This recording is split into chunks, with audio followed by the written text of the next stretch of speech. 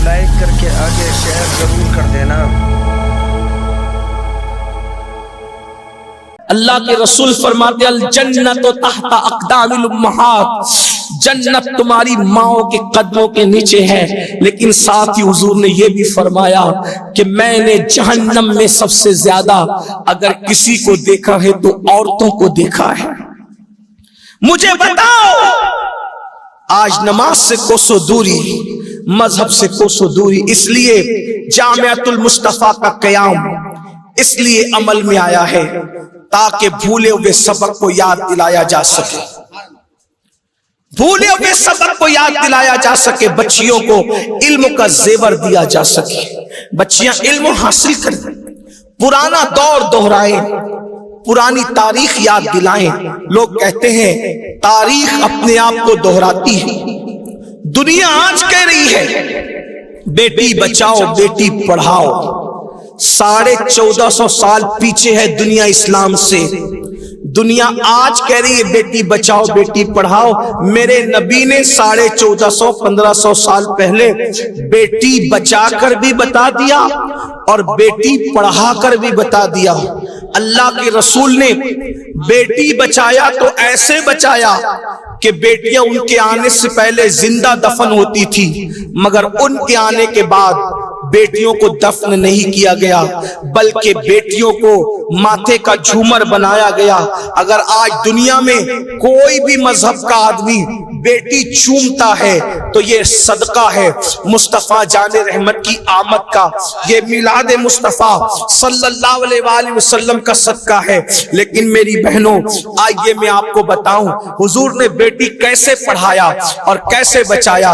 ایک سوال اللہ کے رسول علیہ السلام نے پوچھا، یہ بتاؤ عورت کے لیے سب سے بہتر کیا چیز ہے؟ حضور علیہ السلام نے مسجد نبوی میں اپنے شاگردوں سے پوچھا عورت کے لیے سب سے بہتر کیا چیز ہے؟ جواب دینے والوں نے خوب جواب دیا، لیکن وہ جواب مراد مصطفیٰ جان رحمت کے مطابق نہ تھا، وہ جواب مراد مصطفیٰ جان رحمت کے مطابق نہ تھا۔ محفل سے مولائے کائنات باب مدینۃ العلم سیدنا علی کرم اللہ تعالی وجہ الکریم اٹھے اور اٹھ کر اپنے گھر میں گئے، اور گھر جانے کے بعد سیدہ فاطمہ الزہرا بنت رسول سے، بنت پیمبر سے، میرے نبی کی شہزادی، میرے آقا کی لخت جگر بدعائے مصطفیٰ سے پوچھا، اللہ اکبر فاطمہ، آج اللہ کے رسول نے ایک سوال کیا ہے اور بڑا عجیب معاملہ ہے کہ حضور کی مراد کے مطابق کسی نے جواب ہی نہیں دیا۔ باب مدینۃ العلم بھی اس محفل میں جلوہ گر ہیں اور سیدہ فاطمہ سے کہہ رہے ہیں فاطمہ کسی نے جواب نہیں دیا اس مراد مصطفیٰ کے مطابق۔ سیدہ نے پوچھا میرے سرتاج سوال کیا کیا تھا اللہ کے حبیب نے؟ تو مولا کائنات نے فرمایا آقا نے عورتوں سے متعلق پوچھا تھا کہ ایک عورت کے لیے سب سے بہتر چیز کیا ہے، تو کوئی مراد رسول کے مطابق جواب نہ دے سکا۔ سیدہ نے برجستہ جواب دیا، بلا توقف جواب دیا، بغیر کسی رک کے، بغیر کسی تردد کے فوراً کہا عورت کے لیے سب سے بہتر کیا چیز ہے؟ عورت کے لیے سب سے بہتر تو یہ ہے کہ وہ عورت کسی اجنبی مرد کو نہ دیکھا کرے اور کوئی اجنبی مرد اس عورت کو نہ دیکھا کرے۔ عورت کے لیے بہتر چیز کیا ہے؟ وہ عورت کسی اجنبی مرد کو نہ دیکھے، عورت کو کوئی اجنبی مرد نہ دیکھے۔ مولا کائنات مسجد میں آئے اور آنے کے بعد کہا یا رسول اللہ آپ نے جو سوال کیا تھا اس کا جواب حاضر ہے۔ سرکار نے فرمایا کیا؟ مولا علی نے عرض کی یا رسول اللہ عورت کے لیے سب سے بہتر یہ ہے وہ کسی اجنبی کو نہ دیکھا کرے، کوئی اجنبی اس کو نہ دیکھا کرے۔ حضور نے مسکرا کے کہا یہ جواب تمہارا یا کسی اور کا ہے؟ عرض کی یا رسول اللہ آپ کی بیٹی فاطمہ نے یہ جواب دیا ہے۔ حضور نے مسکرا کے کہا فاطمہ تو بداتم منی، وہ تو میرے جگر کا ٹکڑا ہے۔ اندازہ فرمائیں بڑے بڑے لوگ جو جواب نہ دے سکے وہ جواب کون دے رہا ہے؟ رسول اللہ کی شہزادی۔ حضور نے شہزادی کو کتنا پڑھایا ہوگا، کتنا پڑھایا ہوگا کہ مسجد نبوی کا مجمع جہاں خاموش ہے وہاں حسنین کریمین کی امی جواب دیتی نظر آ رہی ہے، اور کتنا خوبصورت جواب ہے۔ اگر اسی سیدہ فاطمہ کے قول پہ بیٹیاں عمل کر لیں کہ وہ کسی اجنبی مردوں کو نہ دیکھیں بلا عذر شرعی، اور کوئی اجنبی مرد ان کو نہ دیکھیں، خدا کی عزت کی قسم آبرو کی یوں حفاظت ہوگی، آسمان میں تارے جتنے محفوظ ہیں اس سے زیادہ محفوظ عورتوں کی عزت ہوگی، شیشیوں میں عطر کی خوشبو جتنی محفوظ ہے اس سے زیادہ عورتوں کی عزت محفوظ ہوگی۔ ہاں ہاں اللہ اکبر، بلا تمثیل کہہ دیا جائے کہ بیج اپنے خولوں میں جتنے محفوظ ہیں اس سے زیادہ عورتیں اپنی آبرو کو محفوظ کر سکے گی۔ لیکن بڑی معذرت کے ساتھ دین سے گئے تو دنیا سے بھی گئے۔ اور ایک بات اخیر میں کہتا ہوا چلوں، میری بہنوں، دنیا میں بعض عورتیں ایسی ہوئی ہے کہ جن کی استقامت نے بڑے بڑے مردوں کی زندگی کو تبدیل کر دی۔ مردوں کی زندگی میں جو ٹرننگ پوائنٹ آیا ہے وہ بہت ساری عورتوں کی استقامت کی بنیاد پر آیا ہے۔ اخیر میں علامہ عثمان ابن حسن اپنی کتاب میں ایک واقعہ لکھتے ہیں، انہوں نے کہاں تک انصاف کیا ہے مجھے نہیں معلوم، لیکن میں ان پر اعتماد کر کے، بڑے محدث ہیں وہ، ایک واقعہ بیان کرتا ہوں اور اس کو اپنے الفاظ کے جامع میں پیش کرتا ہوں۔ کہتے ہیں علامہ عثمان ابن حسن علیہ رحمت و رضوان کہ ایک مرتبہ بصرہ کی زمین پر ایک بچی جو ابھی جوانی کی دہلیز کی طرف بڑھ رہی تھی، اس بچی کو اس کے گھر والوں نے کہا بیٹی بازار جاؤ اور بازار جا کر کے کچھ سامان لے آؤ۔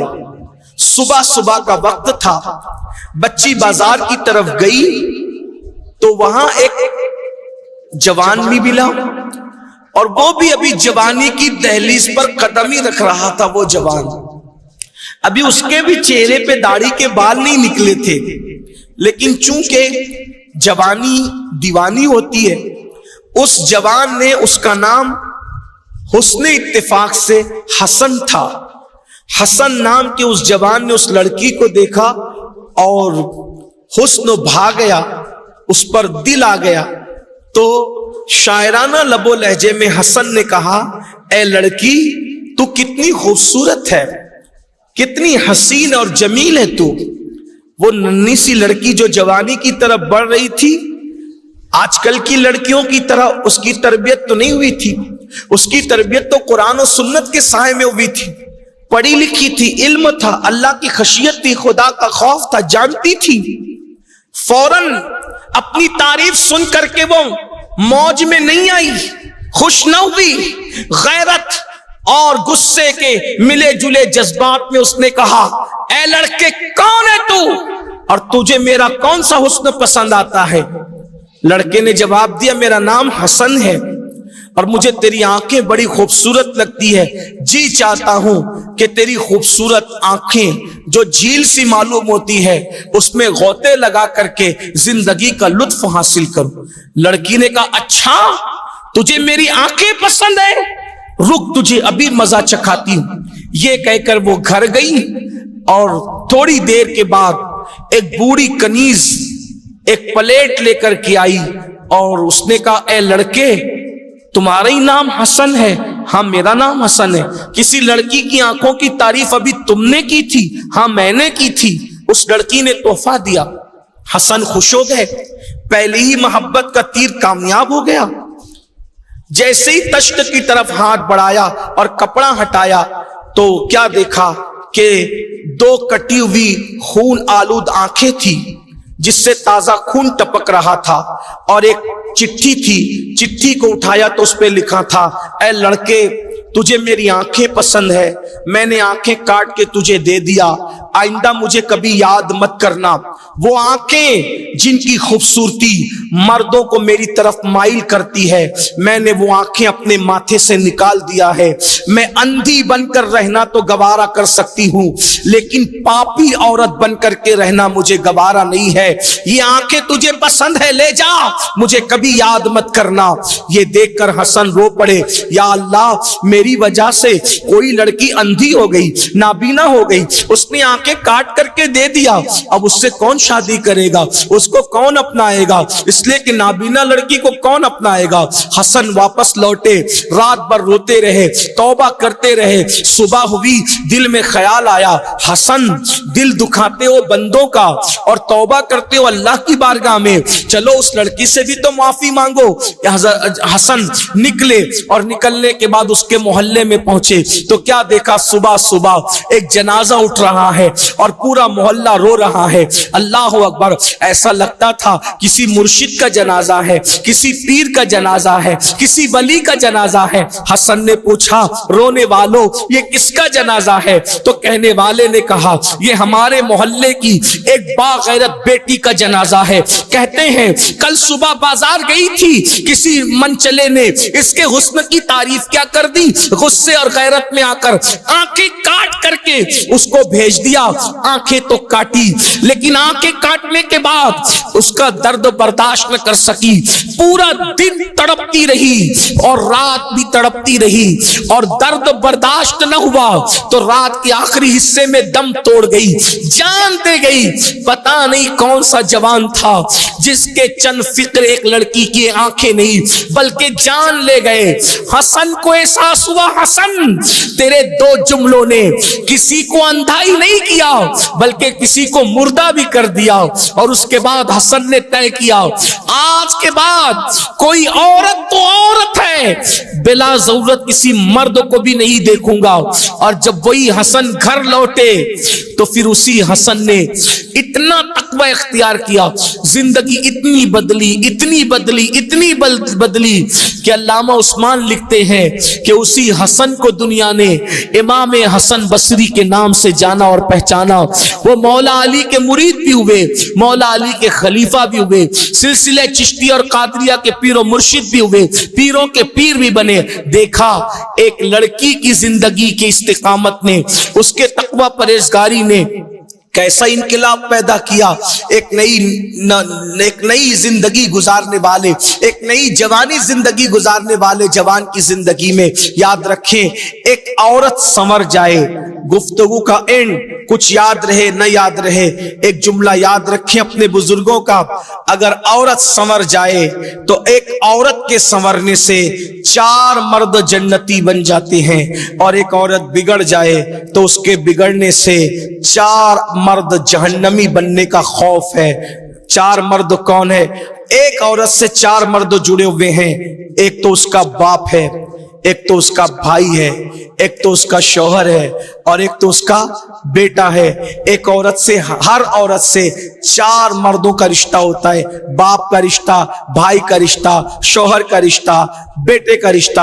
अब मुझे बताएं, औरत अगर संवर जाती है तो 4 मर्दों का की आखिरत संवर सकती है, औरत अगर बिगड़ जाए 4 मर्दों की आखिरत बिगड़ सकती है। और अगर संवरना है, इल्म दीन के बगैर नहीं संवर सकती, इसलिए इल्म हासिल करो। मेरी गुजारिश है बच्चियों से भी, उनके वालिदैन से भी कि जामियातुल मुस्तफा लिल बनात आपकी खिदमत के लिए हाजिर है। पहले तो इल्म के लिए कितनी तगोदो और मेहनत करनी पड़ती थी, अब तो बहुत आसान हो गया इल्म हासिल करना। गली कूचों में मदरसे हैं, गली गली मदरसे हैं। अल्लाह इन उलमा को सलामत रखे जो चंदे को मांगते मांग करके, अल्लाह अकबर, रुस्वा भी होते हैं और अपनी इज्जत भी जो है उसकी परवाह नहीं करते, लेकिन तुम्हारे एक एक मोहल्ले में कई कई मदरसे कायम करते हैं ताकि तुम दीन के करीब आ जाओ। मगर अफसोस है कि उलमा की मेहनत की कदर नहीं की जाती। लोग जाहिर में इनको रुस्वा समझते हैं मगर इल्म दीन के लिए मेहनत करने वालों को रुस्वा समझने वाले खुद रुस्वा है। हकीकत में ये नायबीन रसूल है जो इल्म दीन के लिए काविशें करते हैं। अल्लाह सबकी काविशों को कबूल फरमाए। अल्लाह पाक हम सबको अमल की तौफीक दे। बच्चे भी पढ़ें, बच्चियां भी पढ़ें, इल्म आम हो जाए। اللہ اکبر. جس دن علم عام ہوگا اس دن انشاءاللہ گھر گھر اسلام کا پرچم لہرائے گا, کیونکہ میرے آقا نے فرمایا العلم حیات الاسلام و عماد الدین, علم و اسلام کی زندگی ہے, دین کا ستون ہے. اللہ تعالی ہم سب کو علم نافع دے. گفتگو کے درمیان کوئی غلطی ہو تو اللہ معاف کر دے. استغفر اللہ ربی ان ربی لغفور الرحیم. مجھ سے اگر کوئی غلطی ہو تو اللہ تعالی معاف کر دے. ٹائم